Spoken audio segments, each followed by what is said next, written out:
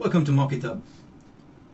Now we're going to go ahead and see how to use MockIThub's AI drafter to draft cover letters, emails or messages that you could use for your application. To simply do this, log into mockithub.ai and click on AI drafter. Once I'm here, I select start drafting. Paste your optimized ATS CV that's generated from MockIThub and choose the option that you would like: a cover letter, an application email, a LinkedIn message or a follow-up email. I'm going to go ahead and type in the role title that I'm applying for, followed by the company name. Type in the recruiter's name if you do know the name, and then go ahead and type in your name. Once I've done this, simply click on Generate Content, and MockIThub AI will then go ahead and generate your cover letter for you.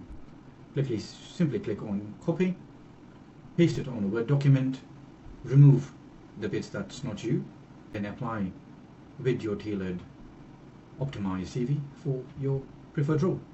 Thank you.